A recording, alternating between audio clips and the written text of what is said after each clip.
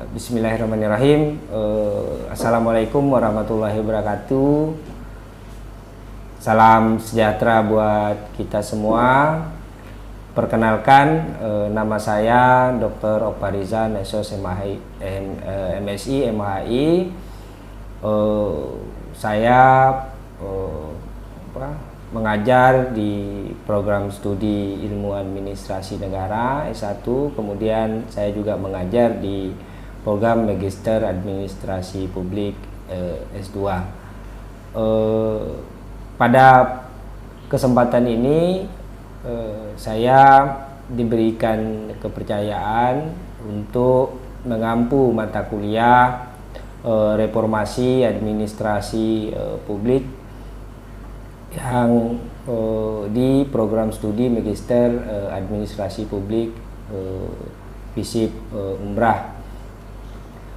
Sebelum kita mulai perkuliahan, saya akan menyampaikan beberapa hal terkait dengan materi perkuliahan, kemudian capaian yang diharapkan dalam proses perkuliahan yang akan nanti kita laksanakan di kelas.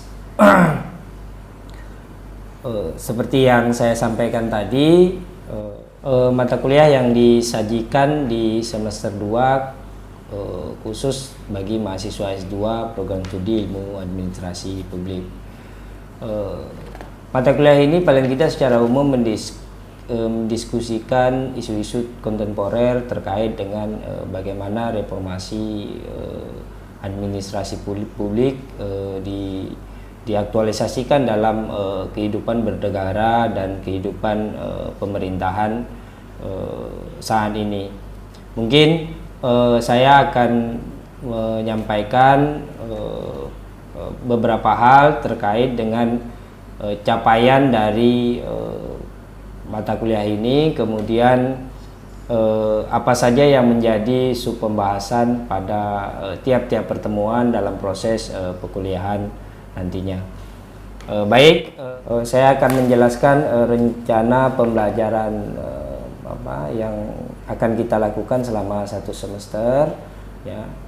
Paling tidak secara umum capaian prodi terkait dengan mata kuliah ini adalah diharapkan kita menunjukkan sikap bertanggung jawab atas pekerjaan di bidang keahlian secara mandiri. Kemudian kita juga diharapkan dapat menguasai konsep secara teoretik khususnya dalam bidang ilmu administrasi publik. Berikutnya, dengan mata kuliah ini juga kita diharapkan mampu menganalisis materi, terutama teori-teori administrasi publik lanjutan, dan mempraktekannya dalam penyusunan kebijakan dan mewujudkan capaian kompetensi lulusan dari Magister Administrasi Publik. Terakhir, memiliki kemampuan untuk menganalisa semua sub keilmuan khususnya dalam bidang administrasi publik. Berikutnya terkait capaian pembelajaran mata kuliah. Yang pertama, mahasiswa memiliki kemampuan untuk mengevaluasi konsep perkembangan studi reformasi administrasi publik, kemudian isu-isu administrasi publik, dan beberapa permasalahan atau kegagalan dalam penerapan reformasi administrasi publik.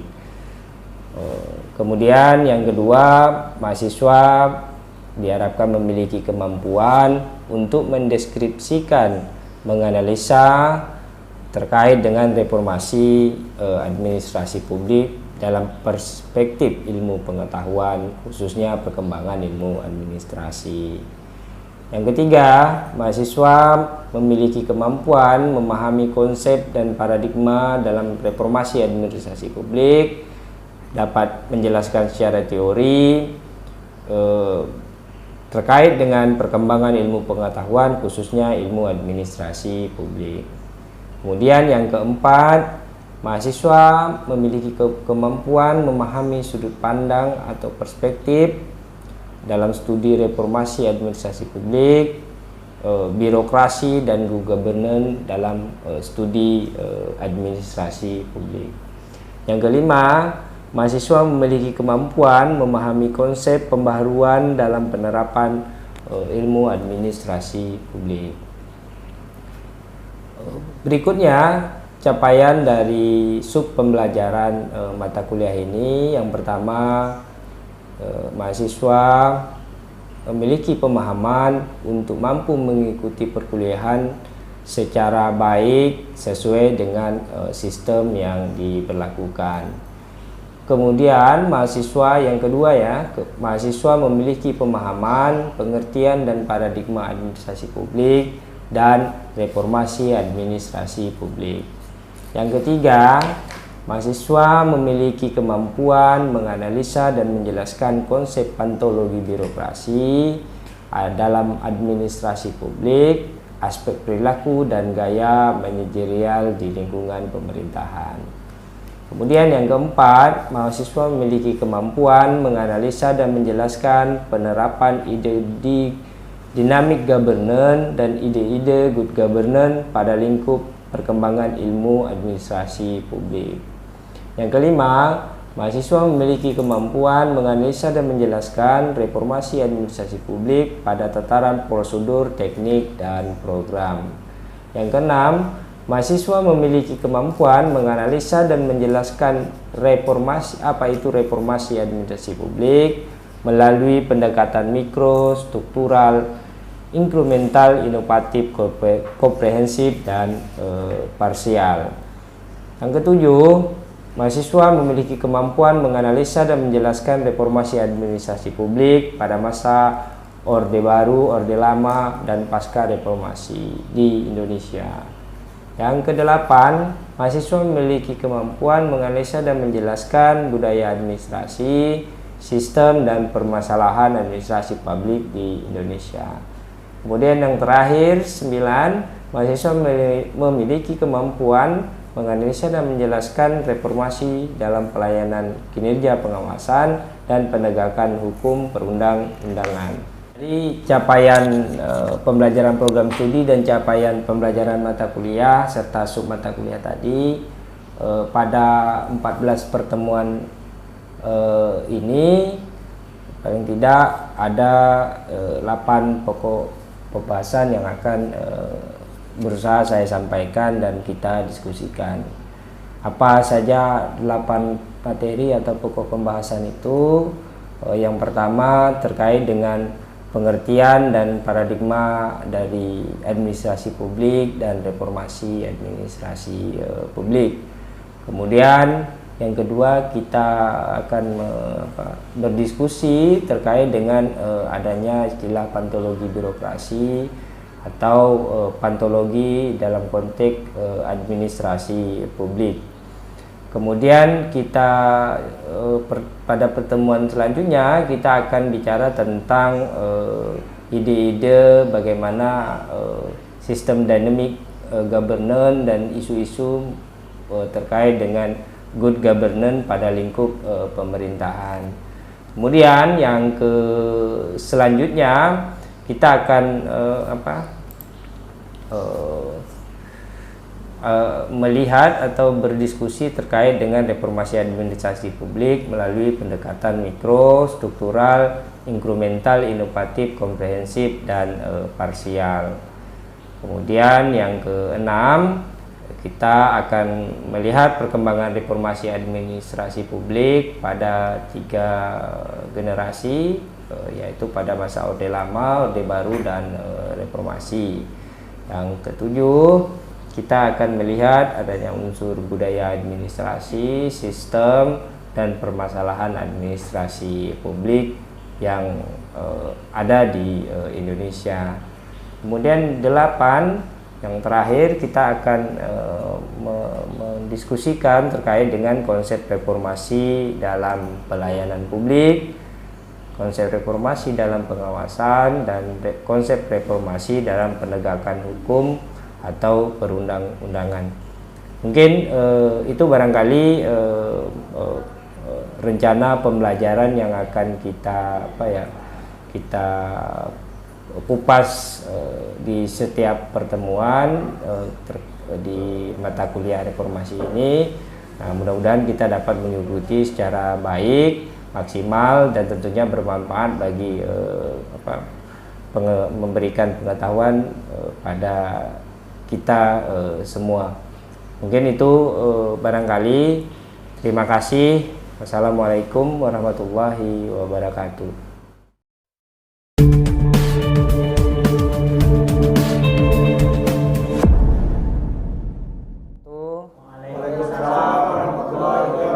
Selamat sore, salam sejahtera buat kita semua. Alhamdulillah masih diberikan kesehatan dan kesempatan. Hari ini adalah pertemuan kedua kita, masih seputaran tentang mata kuliah Reformasi Administrasi Publik. Kalau di pertemuan kemarin kita bicara tentang apa itu administrasi publik, bagaimana perkembangannya dari All Public Administration, Neo Management Public, kemudian Neo Public Service, ya, secara umum. Nah, ada kaitannya dengan reformasi administrasi publik yang terjadi di lingkup pemerintahan kita saat ini. Kemudian kita juga mendefinisikan terkait dengan apa yang dikatakan dengan reformasi administrasi publik. Baik, untuk pertemuan hari ini, tapi mohon Bapak Ibu, kita sebelum memulai kita berdoa menurut agama dan kepercayaan kita masing-masing. Berdoa, mulai.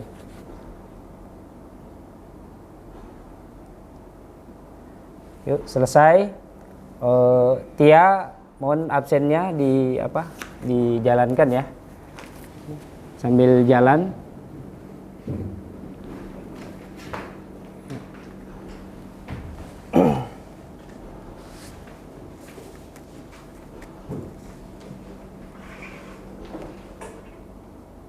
Oke ya, sesuai dengan rencana pembelajaran pertemuan yang sudah saya sampaikan pada pertemuan terdahulu, maka hari ini kita masuk ke sub pembahasan atau materi yang kedua, yaitu tentang pantologi administrasi atau pantologi birokrasi dalam konteks ilmu administrasi publik.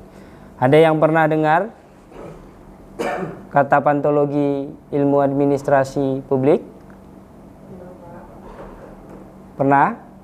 Nah, apa itu pantologi? Penyakit. Penyakit apa? Penyakit. Sebenarnya pantologi itu bahasanya dari ilmu kedokteran. Ya. Tapi dipakai kosakatanya di ilmu sosial kayak administrasi. Oke, ada yang lain mungkin, Rizky? Apa yang dikatakan dengan pantologis? Kalau kita, tadi udah sering mendengar kata pantologi. Ya, secara definisi pantologi sering dipakai pada disiplin ilmu kedokteran dan biologi. Pantologi ini dapat diartikan bahwasanya semacam penyakit yang melekat, ya, yang memang harus atau membutuhkan penanganan yang serius dalam kajian kedokteran. Namun demikian, istilah pantologi birokrasi ini juga dapat diterapkan dalam konteks pengetahuan di administrasi pemerintahan. Jadi tidak sedikit birokrasi di Indonesia hari ini dipengaruhi oleh berbagai macam jenis penyakit. Nah, apa saja penyakitnya? Barangkali penyakitnya tentu tidak sama dengan penyakit kedokteran. Jadi kalau model diagnosanya di ronsennya, di USG dan segala macamnya sama, tapi bentuknya bukanlah makhluk hidup. Maka kalau kita bicara tentang administrasi publik, kalau kita bicara tentang birokrasi, maka kita akan bicara tentang sistem yang akan kita pantologi yang berada pada sistem. Nah, apa saja mungkin kalau dalam bicara tentang sistem, maka itu ada perilaku, ada struktur, kemudian ada proses pelayanan publik. Mungkin saya lanjut ya Bapak Ibu.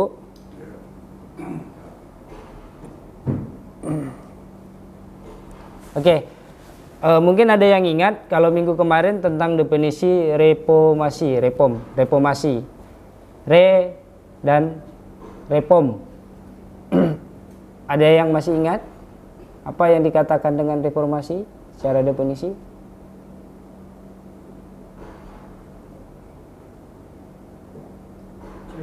Yuk, silakan. Reformasi itu upaya untuk kita melakukan perubahan, Pak. Ya. Mengulang formasi perubahan ke baik. Ya. Dari yang sebelumnya kita ingin lebih baik lagi. Oke. Artinya reformasi itu adalah melihat kembali, mereform apa yang sudah terjadi sesuai dengan keinginan pada saat ini. Itu ya. Nah, pertanyaan saya berikutnya, kapan reformasi itu berakhir? Kalau kita lihat mungkin pada zaman Orde Lama, reformasi itu dikatakan pada saat itu adalah fasenya reformasi, misal begitu ya. Orde Baru juga sama, sampai pada reformasi pada hari ini. Nah, pertanyaan saya, kapan reformasi itu berakhir? Reformasi sepertinya tidak akan pernah berakhir, Pak. Karena akan terus perubahan. Karena itulah sistem pemerintahan negara kita. Ketika ada pembentukan kementerian aparatur negara, reformasi birokrasi sudah ada gitu. Dan mereka lakukan saat ini adalah terus melakukan reformasi, nggak pernah selesai, Pak. Ya. Bagi saya reformasi itu akan berakhir apabila tujuan yang mau direformasikan itu terlaksana. Jadi ada batas-batasnya. Jadi ketika suatu reformasi ini diadakan, dia harus ada konsep. Kemudian konsep itu harus dicapai. Ketika tercapai konsepnya, dia akan berakhir dalam konteks reformasinya. Iya. Jadi menurut saya reformasi itu tidak akan berakhir selagi yang memiliki reformasi itu atau orang yang melakukan reformasi berganti. Karena bergantinya pemikiran seseorang akan berganti lagi reformasi. Karena setiap orang pasti memiliki tujuan atau target.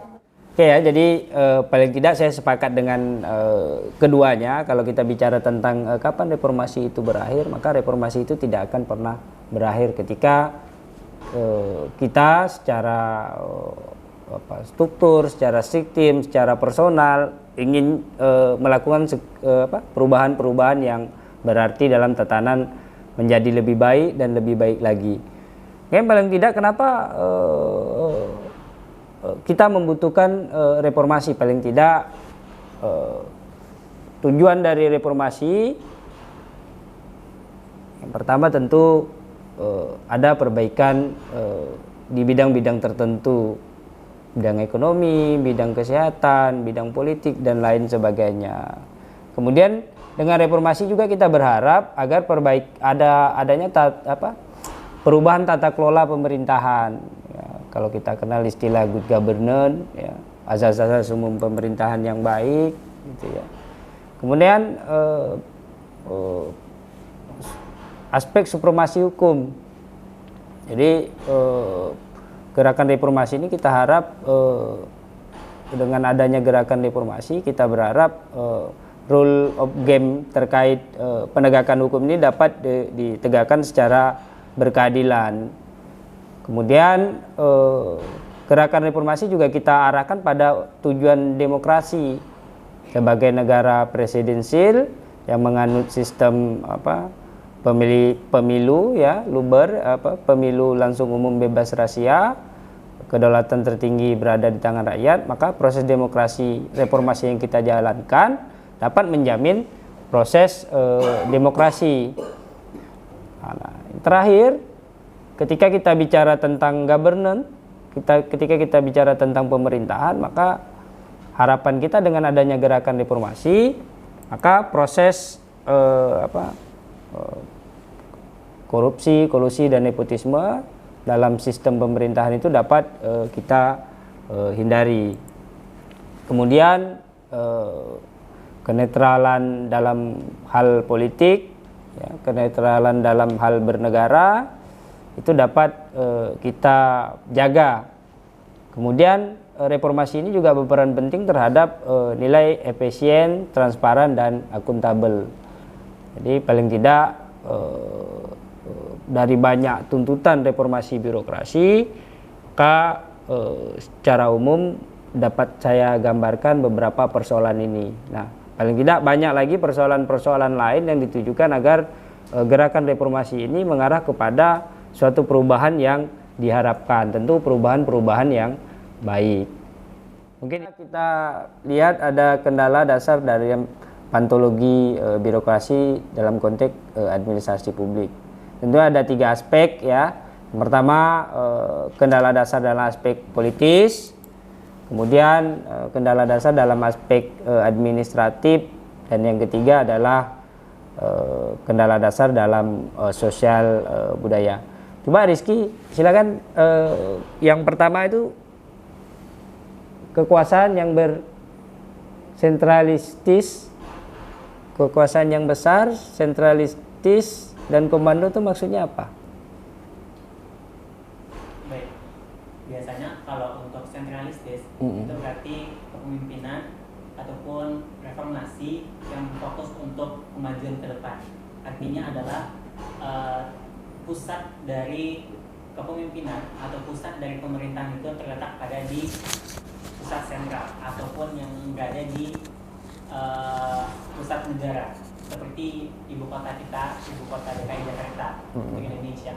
Tapi memang untuk sentralistik sendiri memang dalam patologi reformasi birokrasi atau patologi reformasi administrasi memang memerlukan tindakan khusus kembali untuk mengetahui dan memahami kembali bahwasannya sentralistik itu harus setara dengan kota-kota lainnya agar bisa diminimalisir ataupun bisa dikendalikan lagi.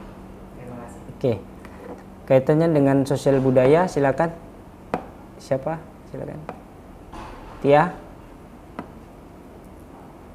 Sebenarnya kalau dari aspek sosial budaya ini, menurut saya pribadi itu adalah poin yang paling mendasar dari penyakit suatu organisasi, Pak. Karena bagaimanapun sistem itu berjalan dengan baik, tetapi kalau manusia ataupun pegawai itu yang tidak mempunyai integritas tinggi, tetap juga akan kalah dengan sistem yang baik. Jadi kenapa sosial budaya itu masuk dalam kendala dasar dalam birokrasi? Karena orang yang bekerja itu sangat mempengaruhi output dari organisasi tersebut.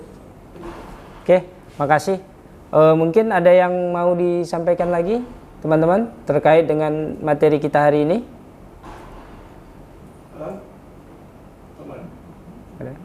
Cukup, Pak. Cukup ya? Oke. Nanti materinya saya share, kemudian ke depan kita membahas topik-topik lain yang tentunya nanti penuh diskusi, dan minggu depan juga akan saya sampaikan penugasan secara mandiri yang akan kita teman-teman lakukan. Mungkin itu barangkali ya. Makasih atas perhatiannya, terima kasih atas responnya untuk pertemuan hari ini. Mudah-mudahan kita tetap diberikan kesehatan. Akhir wa kalam, bila taufiq hidayah. Assalamualaikum warahmatullahi wabarakatuh. Waalaikumsalam.